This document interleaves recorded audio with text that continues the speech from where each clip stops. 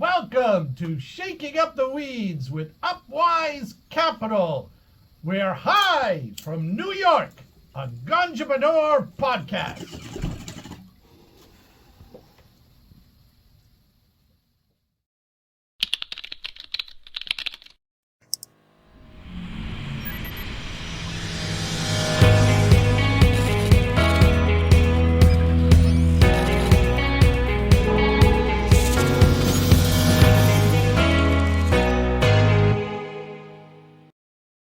Welcome, our first guest, Scott Jordan, the Marijuana Money Man. Woohoo, Scotty! How you doing, Scott? How are you guys? What's going on? You know, not much, baby. Just here. It's 4:20, just about here in Denver. So There you glad go. to be with you guys in New York. Awesome. Yes. I'm sure We're very proud to have you on our first episode. You know, we have over here at Upwise, we have much love for you. Thank you. Yeah. And I have much love in return. It's great to be in a relationship with you guys. And I remember when Joe came to see me speak back in 2015, Wow. ages ago at Javits. That was actually one of the highlights of my career. I've always wanted to speak at Javits, being an ex-New Yorker and now living in Denver. It's a thrill to speak at the Javits Center. I remember that event. That was a good event. It was a very good event, very early on in your career. Yeah, very early on. Yes, you made a lot of progress. Love it. We've learned a lot from you since then, Scotty. Hey, you know, that's what the old does. The old helps the young. That's it, baby. That's what it's about. Inherit the position, and you know, we're excited. Working with you and being on the podcast. Absolutely. And I want you to tell us your story. Sure. How did you get into the whole cannabis industry? Give us something. Sure. So I live in Denver, and in 2009, the dispensary I was a patient at was complaining that they couldn't borrow any money. And I was a loan broker then. I had a business, and I said, let me see what I can do to help you. And it was very difficult because the banking was really whack-a-mole banking. It would pop up for a day, and then it would be there for a week, and then they'd have to change banks, and it was awful. But I managed to get them a short-term, high-interest rate loan, and I thought, hey, this is kind of interesting. I'm always a guy up for a challenge, and so I did a few more loans, but it was very difficult and small amounts. There was hardly any lenders in back then. And 2013, I went to work for a leasing company that leased business equipment, and my phone started ringing off the hook because in Colorado we went legal in 2014, and there was no institutional capital available. I mean, today it's like a dream. You've got guys you can Google, guys you can find, guys showing up at shows, banks. And so I went into my bosses and I said, hey, I think we ought to get into this, and they laughed me out of the room. They said, you're crazy. This is a fad. It's not going to happen. And besides, you don't look good in orange nor in stripes. So I took it on as a challenge, being I grew up in Long Island. I said, you know what? I'm going to prove these guys wrong.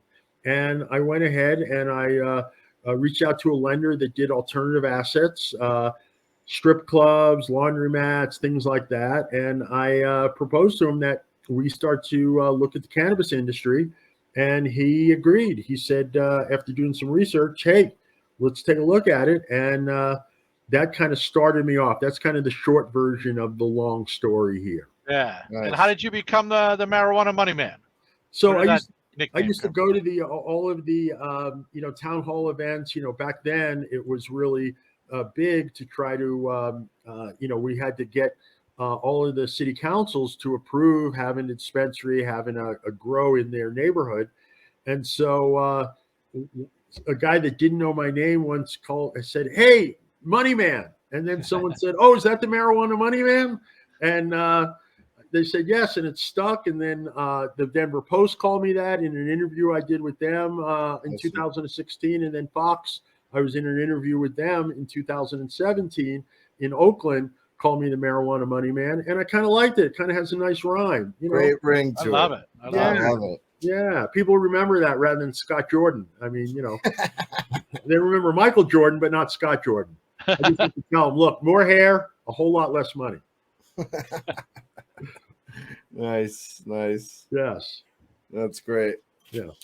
So tell us about your business today, and how you guys have kind of helped shape the cannabis industry. You guys have been around for a while. You guys are OGs in the industry, around since 2014. How's business today for you, and how have you guys helped shape the industry? So what we've done is we've put together a network of lenders, starting out with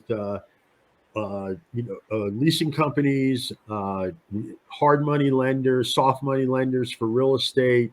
Banks and credit unions are now coming on board that want to lend into the industry, which is very exciting. Our mission or our goal has been to level up the playing field for cannabis businesses that have been treated traditionally unfairly and pay higher rates because of the perceived risk in the industry, and then also don't get the tax deductions because of this IRS regulation called 280E that don't allow them to deduct anything other than cost of goods sold. And so our mission was to try to help level up the playing field. I connected up with Sunday Seafried over at Partners Credit Union, now Safe Harbor. They are now a public company as of Monday. And Sunday was the first person that had, a credit union that wanted to come above board and actually talk about the industry and bank the industry. And, we worked a lot together with borrowers that, needed capital in order to grow. And she would bank them and I would go ahead and, get them funded. And so now we've got over 112 different lending sources on our platform, ranging from credit unions, banks, life insurance companies, to cash advance companies, to equipment lenders. And we continue to help drive the cost of capital down and make things more flexible. And we're very happy to tell people also about our relationship with you guys. Love that. It reminds me of the old days of. So I was in the telecom industry back in the 80s and Right. the 90s.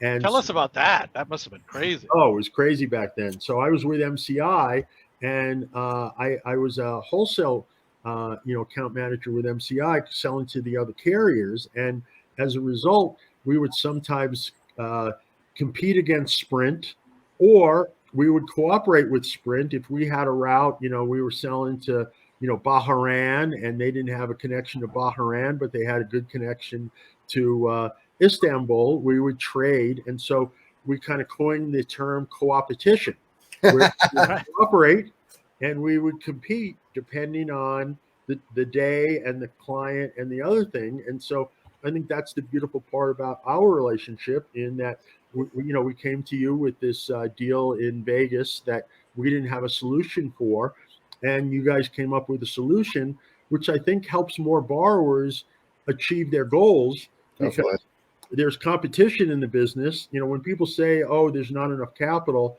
I think that that's not correct. I think there's a lot of capital, because every deal that we're in on, we're competing with anywhere from 12 to as many as 240. I got a list of 240 lenders and funding sources to exclude.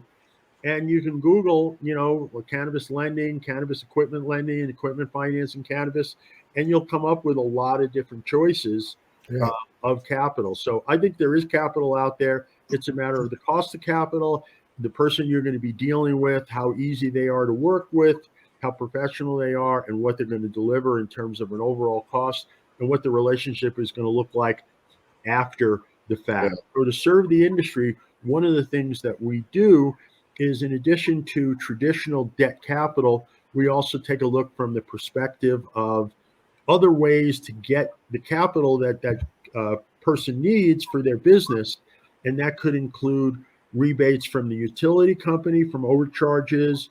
It could be this PACE assessment program, which is a terrific new program for people that are putting in clean energy into their cultivation mostly, but also the manufacturing, where they get long-term, low-rate, fixed-rate financing that's not generally available for putting in energy-saving equipment like LED lights, light controllers, and other things that save energy. We're really excited to be working, with you guys on that, area, because you've been a leader there, and we appreciate and recognize that. Also, because I've got a 40-year CFO veteran on my staff. John is your golden goose, right? He can John read looks a balance sheet better than most. Yeah, John looks at things from a holistic perspective to see, is there R&D credits available? Is there cost segregation available? How many other people can we get to contribute to this capital that is needed? One source is loans, but there are also other sources as well. And we actually discovered a new one at the CannaCon show that I was at that we're exploring now, to be able to bring more hands into the pie, to be able to deliver more dollars to that particular customer. And that's our goal, is to help minimize the cost of putting in the equipment, the cultivation, building out things that they need in order to get their business going and growing. Yeah, I love that. And And we always say we bring value, right, in a different way. And somebody like you who's been in the industry forever, really understands how to bring value to operators, a much different perspective than most brokers or lending companies out there. What do you say borrowers should kind of avoid, as far as the do's and don'ts of raising debt capital? Avoid this new loan program that's going around that has you contribute 20% into an ICA account, wait 90 days in order to then get your capital. It's a scam. And when they're promising you 5% money, not even the bank is going to go that low with grade A real estate. They're not going to give it to a startup, as I've seen now recently.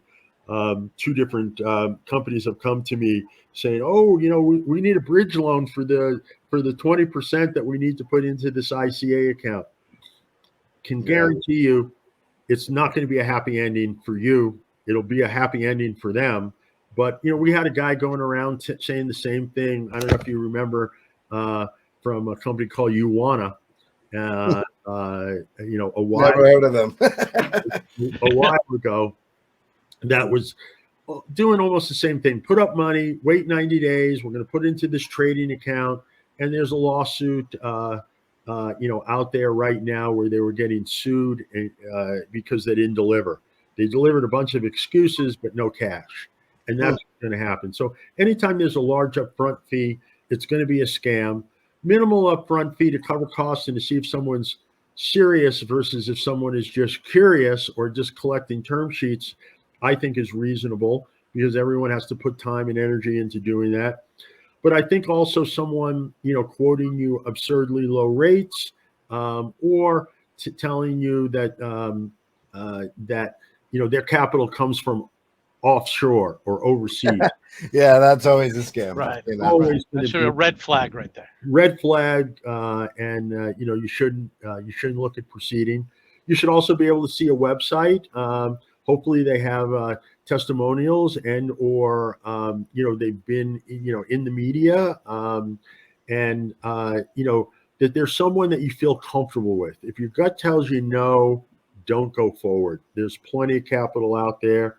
You can reach out to myself at alternativefinancenetwork.com or Upwise as well. But don't get scammed. Yeah, that's the biggest thing.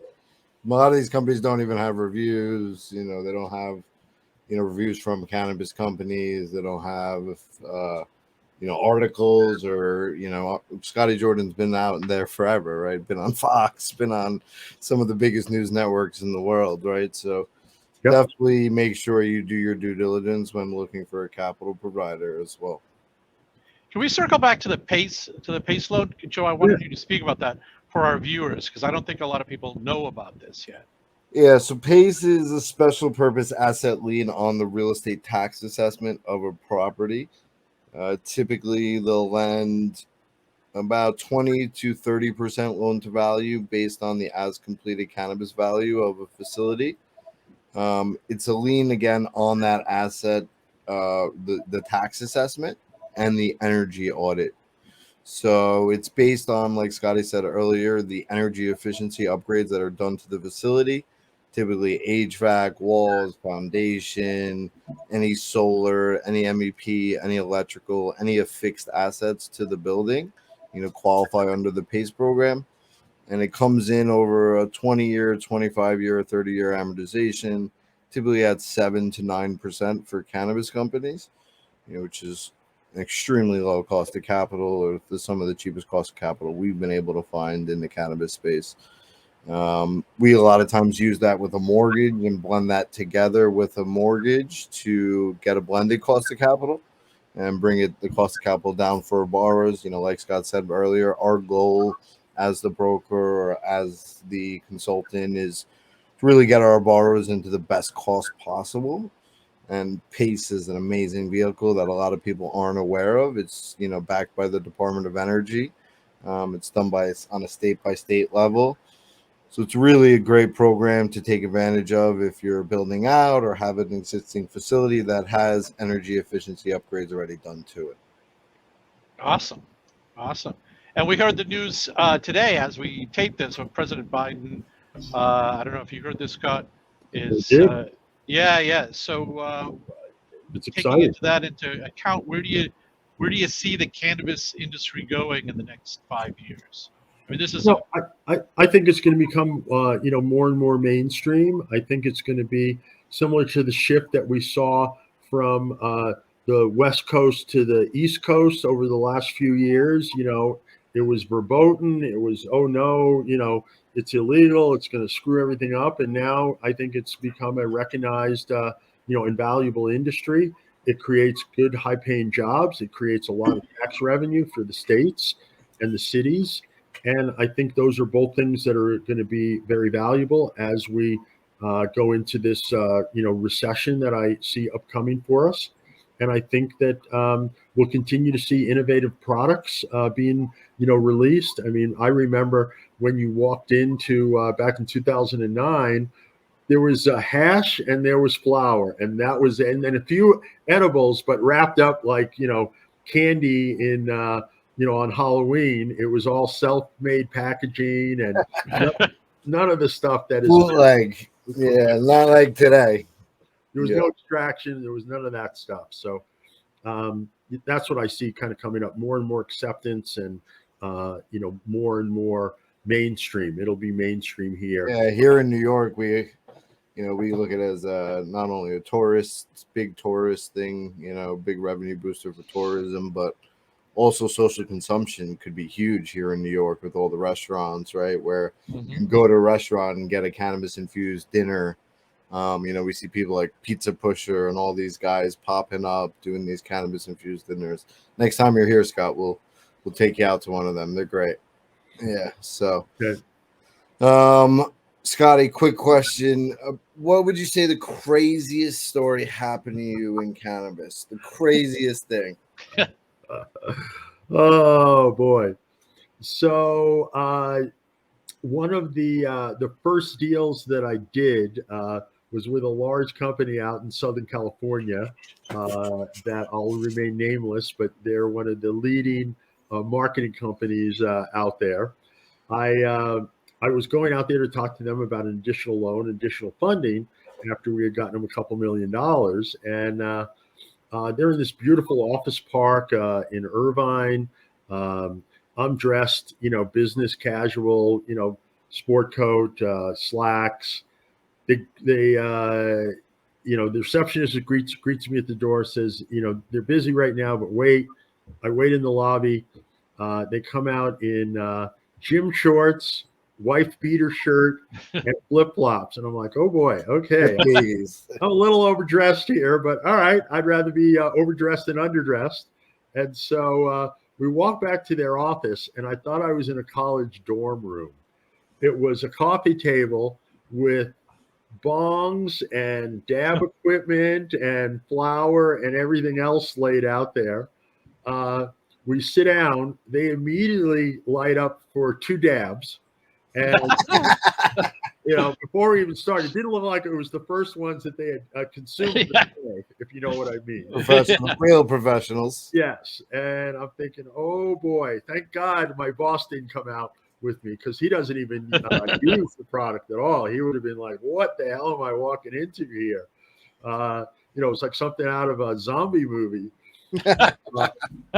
We sit down. Thank goodness they didn't offer anything to me, because I would have been like, oh my God, I don't want it. They didn't offer? They didn't offer. I was glad that they were, Yeah. Glad they didn't. Yes. It was like one of the few times that I was glad that someone didn't offer me, to get high with them. And so we sit down, and there are obviously 3 sheets to the wind, maybe 4 sheets to the wind. And we had some discombobulated conversation. We never ended up getting to the business. We just ended up talking about, life and personal stuff. And then they had to go to another meeting. And I was like, wow, this is really strange. I flew out just for this. And, we never really got to the business. They ended up, ordering up, another couple $1 million a few weeks later. But it was one of the weirdest calls I've ever made in my career. And I've been, have a career since the 80s. Are they still around? Are they still? They're still around. They're thriving. They're doing well. But it was definitely, Amazing. one of those meetings that you never forget. And you're glad your boss wasn't with you there. Yeah.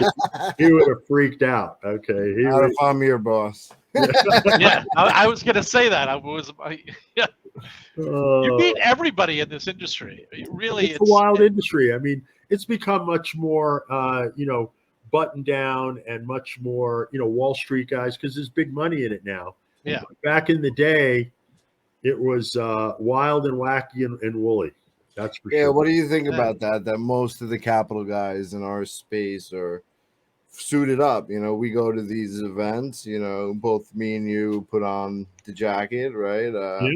You put on the full suit. I just put on the jeans, but what do you think about, the suit type lenders versus the cool non-suits, like I look at us almost as like the company that understands weed, the company that understands genetics, right? The company that gets on the plane and tours the facility and talks about the years and years of history in the weed that they've put into their, facility, right? And understands the HVAC system and the lights and everything, right? So because we're users of the product and because we're, so entrenched in the industry for so long, I feel like we're not suits, and I don't want to ever be looked at kind of as that suit capital guy, right? I want to be looked at as that guy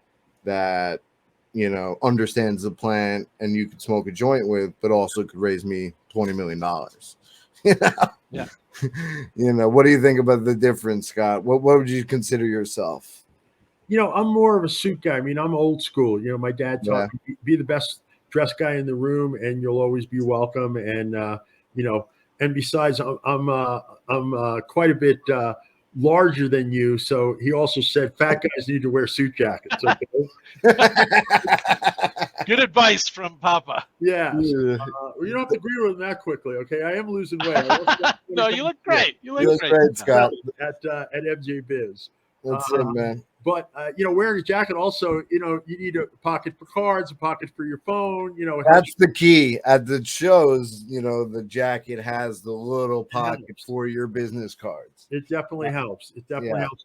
And I think it's easier to be a suit that knows marijuana or uses the product than to be a marijuana user that then is transforming to a lender.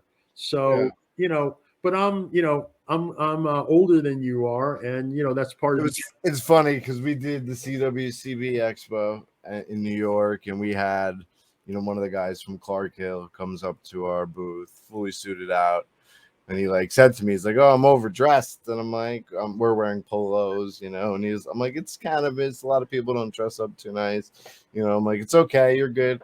And then Mayor Adams was speaking the next day.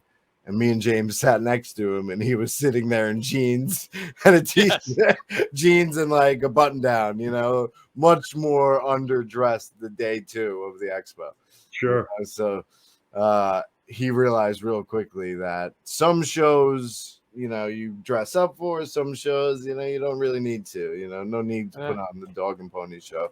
Right. But what shows you got going on, Scotty? I know you're going to everything. What do you got coming up? I was just at CannaCon, which was good. Benzinga, of course, is always on the agenda there. MJ, we had a great Benzinga show together, actually. Yeah, great. Show. No, it was a very good show, and we're cultivating leads from there right now, and of course MJ Biz. I was there at the very first one back in 2012. So you want to hear a funny story? I mean, this is like an OG story. Before the show started, there was only 250 people that went there. It was in this old building called the El Jabel Center in Denver. Is 5-story walk up. They were the only people that would host, Cassandra and crew there. 7 booths. 5-story walk up with people smoking and walking up. So I'm going to tell you the story. So it was the second day of the show was when they announced that it was 2012 that voters had voted for legalization, and everybody was jubilant. But what they told us was, we thought that we were going to be a target for the police to come in, raid the show, and arrest everybody. So they said, memorize your wife or someone's number that can bail you out of jail, or here's 3 bail bondsmen that have easy phone numbers to remember.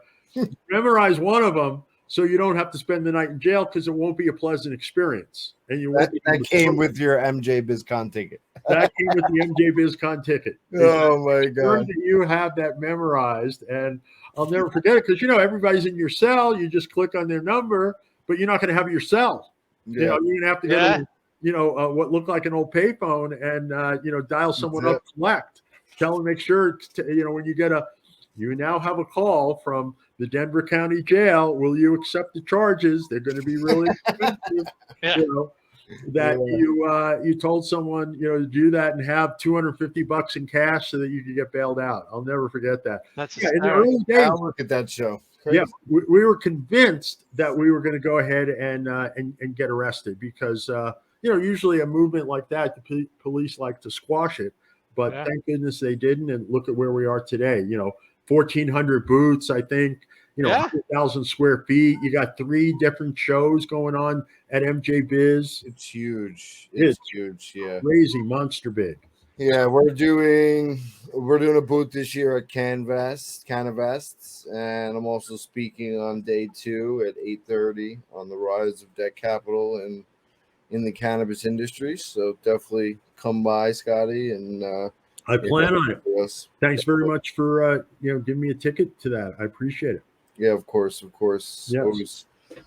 We do a lot of business together, so we definitely appreciate all the business. We're starting to get going, and like you said, cooperation is really the best motto, right? If you could work together and have my brain and Scott Jordan's brain on the same deal, man, you got that's 100 years of experience plus. 80 on your side, 20 on mine. No, I'm kidding. Plus, we adding Craig and James. Yeah, you got behind the scenes. John, that's Jen. That's hundreds of years. Yeah, now we're hitting a millennium. Yeah. So, Scotty, you're a user of cannabis, right? I'm taking a vacation right now, but I have used in the past and have enjoyed the medical benefits of sleep, using it for sleep. Yeah, correct. Myself as well. I'm a cannabis patient here in New York for the past 3 years. I've medically used cannabis for a while. So, James, we have one question that James wants to ask you at the end of the show that we ask everybody. Yeah, this is our big question. Okay. And if you had a strain of weed, what would you name it? Oh, what would I name it? How about, I'd love to have a strain named after me. Maybe we can do that when we're in Vegas and we close that deal that we've got going on. The You know, Scotty smoking- J's. They're- The they're Scotty Smoking the J's. Scotty J's. Scotty J's. I like that. Scotty J. Here's a J with Scotty J. Yeah. It goes perfectly. I like it. It does. It does. It sounds robust. You know, Scotty J's, not Michael J's. Yes, there you go. There's a lot of licensing deals. One of these MSOs, give Scotty J a licensing deal. That's Put what his- we need to do, Put baby. his face on a bunch of joints. You know, call them the Scotty J's. There you go. Cash comes with it, baby. More cash will come into your account when you spoke to Scotty JJ. That's I right. love that. I love that. Well, we That's really great. want to thank you for being on the show. Will you come back? Will you come Thank back? you, on the of show? course, man. I really like you guys, and now that we're starting to close some business, we can celebrate our success together and do it in Vegas with a couple of borrowers. That's what I'm really looking forward Yeah, to. there you Yeah, go. man. Yeah. Hopefully, we can party together in Yeah. Vegas and enjoy all the success. And we'll definitely get dinner and see you there either way. Absolutely. We got a lot coming up in the next few months to close out this year. I'm sure you do as well. So we should definitely. Fingers crossed, double crossed. That's it. Yeah, double cross. Yeah. Cross the fingers. Success for everybody. Busy Yes. December. It's going to We be def- December to remember.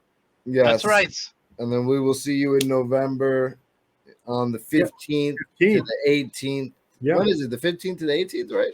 Oh, Yep, it's it's right below us. Yeah, Actually, 16, on the show. 17, and 18 at the show, and then the pre-show on the 15th, and then the post-show on the 18th. Yeah, so we'll be there from the 15th till the 18th or 19th. After the show, we'll take the team out to a nice little celebration.